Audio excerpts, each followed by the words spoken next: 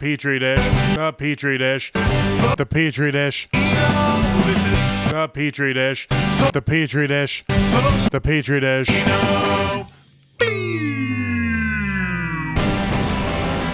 This is the Petri dish. There's something growing in here, and what's growing is my frustration with the world. Ooh, you make me so mad.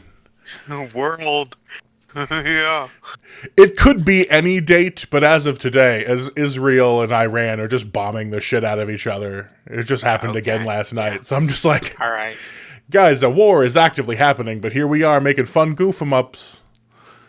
I was just watching Conan's podcast he did with Patton Oswalt, and they're kind of talking about the same thing. Like, Patton Oswalt was trying to do like a goat yoga fun thing to like promote his movie, and then there was like a goat on his back actively shitting everywhere, and then someone was just on their phone like, we just went to war with Iran. Like, that's just like the predicaments we find ourselves in, is just like, hey, all we can do is just keep on doing our little dance and having the time of our lives. Oh, well, okay, speaking of Iraq and Iran, not Iraq, but Iran and Israel, crucial difference. Yep. I did a joke at my comedy show about Israel and Iran. Beautiful. Let's hear it. I don't know what's going on with Israel and Palestine, but all the Hebrew I learned from the Black Eyed Peas. L'chaim and Mazel Tov. Yeah, that's what I learned from Black Eyed Peas. Yeah. Hell yeah. Yeah. And it didn't really get many laughs. No, that's just you you are bad at knowing Jewish things. Yeah. For real. Yeah, it's very bad. My Jewish knowledge is not good at all. My Jewish knowledge is absolutely cracking, because I grew up with Rugrats, and they did a lot of stuff about Judaism and Hanukkah. Interesting. There was that. And then I did a bunch of Adam Sandler movies. 8 Crazy Nights, one of my favorite holiday movies. I didn't see that one. It's an animated one. Okay. It's an animated musical about, well, it's about degeneracy, but it's it's lightly about the holidays. So yeah, it's all clanging around in there. This podcast is strongly against anti-Semitism of any kind. Yes. But also, man, there's some shit happening. Also, I gotta remove the layers of irony sometimes, because we may or may not have gotten a strike on our first episode back, because I may or may not have advocated for somebody's stupid brother. Oh. And even saying it again, this one might get a strike, but I'm just saying, I am not an advocate for most of the time. So yeah, that last episode, it can be seen. I had to physically go upload it on YouTube because the automatic uploading system caught some content it didn't like and didn't put it out. Oh, wow. It didn't go out to Spotify, which is crazy to me, because Spotify is the AI drone company. Yes, they do music streaming, but they do both, and they're the ones that are just like, whoa, don't talk about. Right. So that's crazy to me. So I'm just going to stop saying those words now. But also, I have a deep problem with the companies that decided they had a problem with it. What words are you going to stop saying? I'm going to... Yeah, but... Advocacy? Well, advocacy is fine, but... I don't think you're allowed to directly advocate for someone's, but we can generally talk about it and condemn it in the strongest forms. Yes. Spotify, you fucking pussy. Jesus Christ. Not enough alive and well Palestinian kids for you. That's getting cut out. Yeah. I mean, we should get to add it. I'm just gonna add a fuckload of bleeps, and Yeah. we're just gonna censor the shit out of this episode so that maybe we can get some ads at the end again. Yeah. It'll be fine. Yeah. How'd that show go though? How'd your show go last week? It went completely okay. I hit my 20 minutes like I planned to do. Otherwise, it went fine. Okay. You know, it really did. I didn't blow it out of the park. I didn't eat shit. It was just kind of like, that's okay. That was the first time I've I've done 20 minutes successfully. Yeah, I mean, I tried it a couple times in Reno, and that did not go well. It did not go well at all. But I redeemed myself. I've got a video if you want to watch it, watch the performance. Yeah, send it my way. I'd love to see it. Okay. I tried doing a 30-minute set last year. And I am disappointed in the way I performed, because I was expecting, I thought I had 45 minutes ready to go.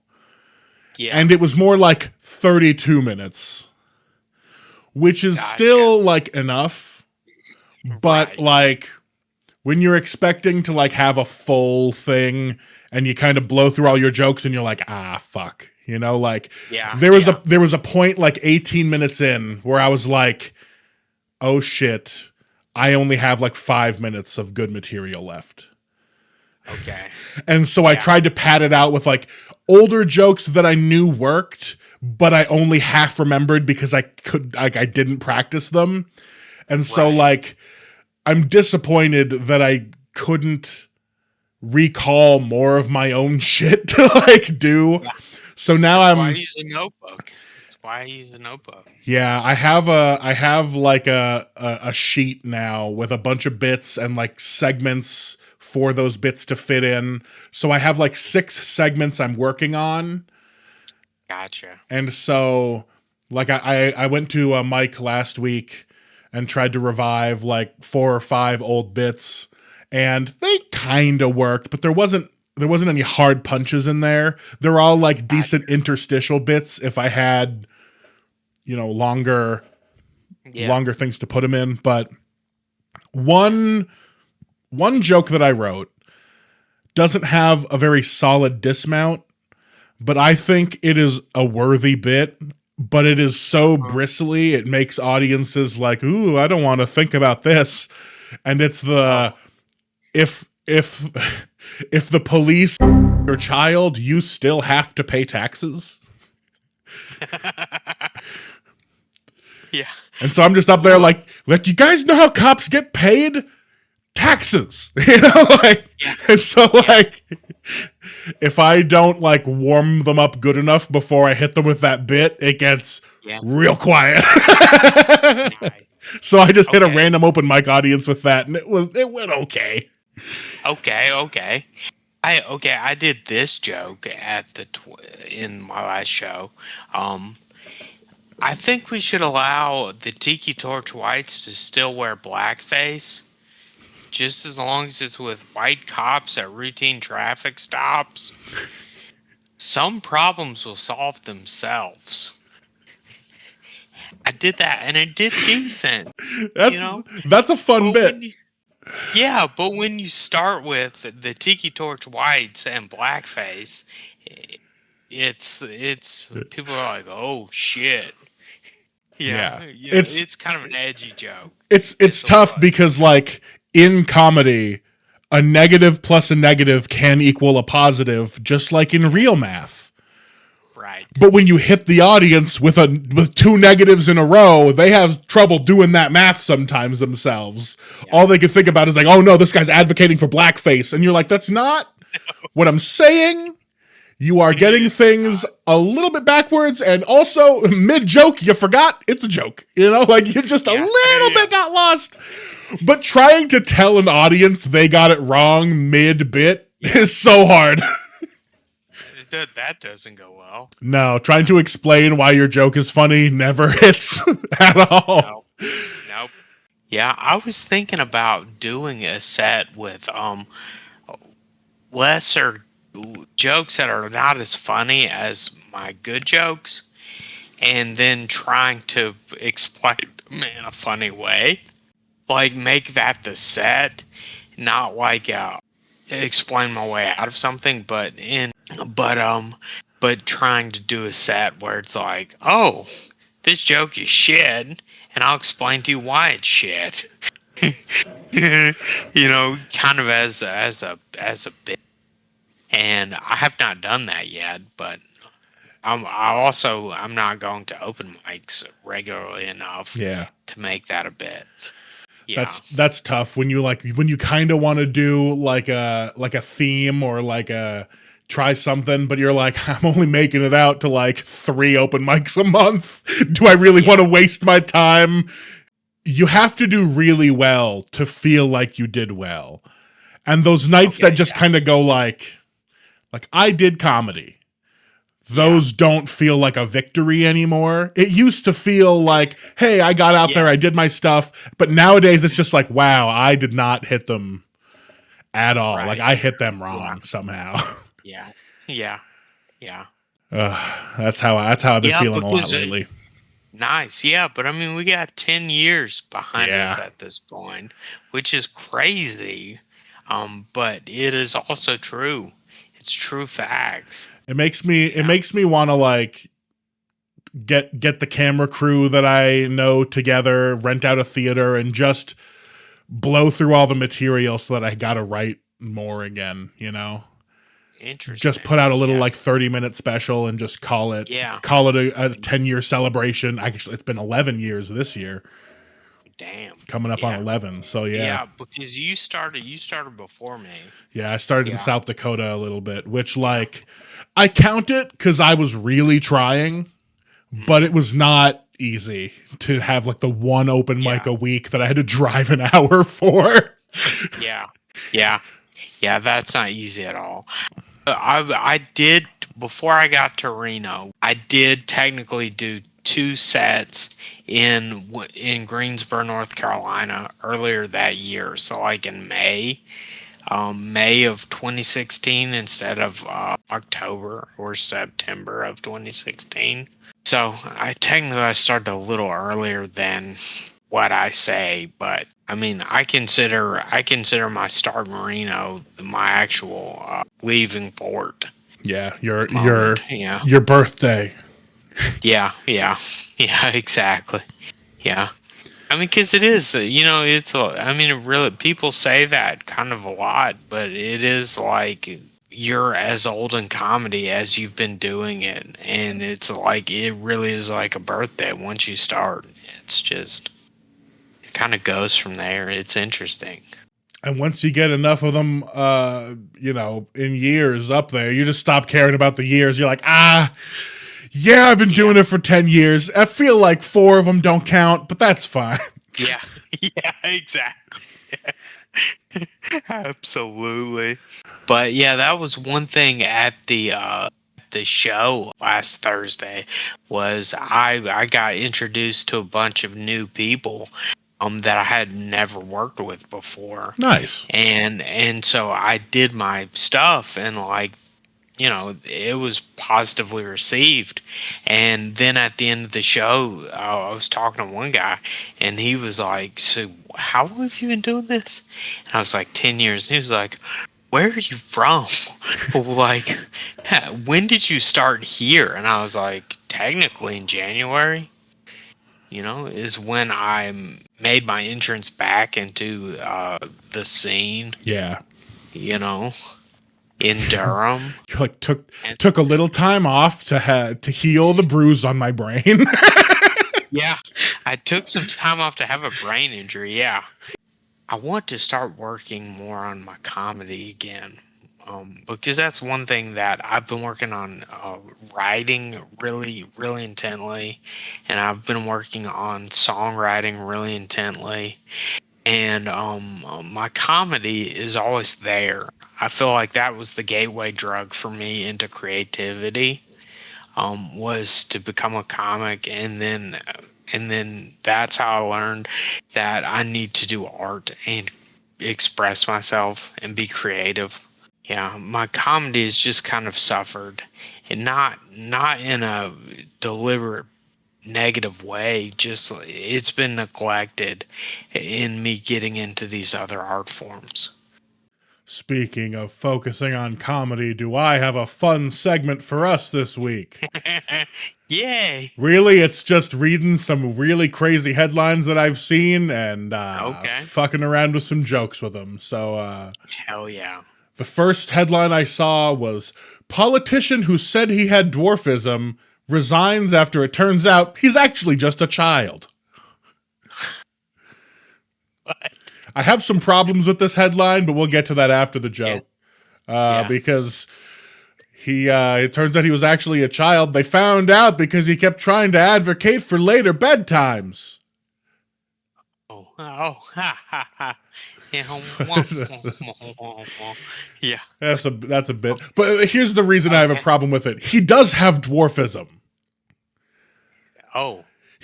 But he was pretending to be like 33. He's actually like 16. The headline makes it seem like this guy was pretending to have dwarfism, but he was actually like 5 years old, and that's not the truth. Okay, He was a 16-year-old with dwarfism trying to pass as like a 33-year-old with dwarfism. And here's the crazy thing. He actually got elected. And he had to step down because he legally could not hold that office. Oh, wow. Man. Yep, so that was crazy. Here's another fun headline. Man named Looney Tunes sentenced for shooting at 3 officers. What? A man whose name is Looney Tune is sentenced for shooting at 3 police officers. Well, I mean, maybe his aim was bad.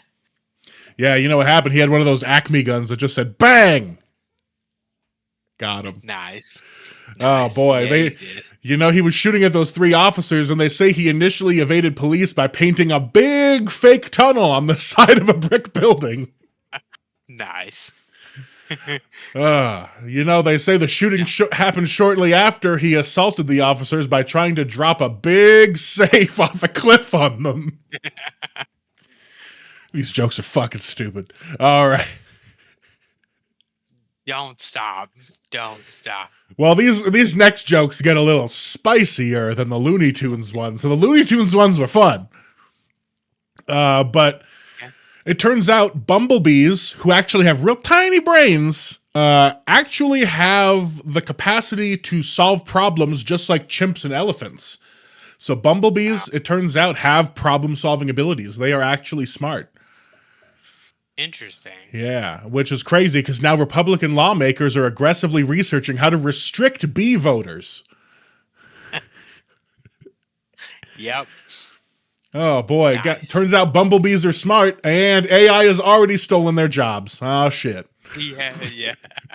Go to those data centers, rip them open, they're full of honey. Yeah. All right, that's all the stupid jokes I have about news. Okay. Yeah.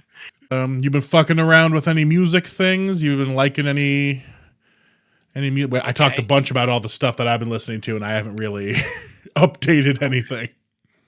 Okay. Well, So I started doing a music festival visualization exercise where I name all of the bands that I want to have at a show. Okay. And so I can read you off the list of who I've got on that. Okay, so musical acts that I want to have in one place at one time, sometime, is Sankofa. That's my caretaker's band. That's the name they go by. Sad Giants. That's you, Bobby. Paul's party band. Paul Gardea is a good friend of mine from high school, and he plays in a party. He plays sousaphone in a party band. Shit. Yeah, they're based in Seattle, but they just play music like band music, and it's pretty cool. The Awesome Jenkins, American Aquarium, Bass Drum of Death, Lift, All of Them Witches, Future Birds, Jason Isbell, Sturgill Simpson, Leon Bridges. It gets more fantastical as it goes on. King Gizzard and the Lizard Wizard, Robert Randolph and the Family Band, Wolf Mother, Greta Van Fleet, and Parcels. Are you familiar with Parcels? I'm not. Okay, well, they're a very good disco band. Okay. And they're Australian by way of Germany. Fuck. And they have a performance on KEXP that is absolutely amazing. They play like 4, maybe 5 songs, and of theirs from their new double album, and it's just killer. Hell yeah.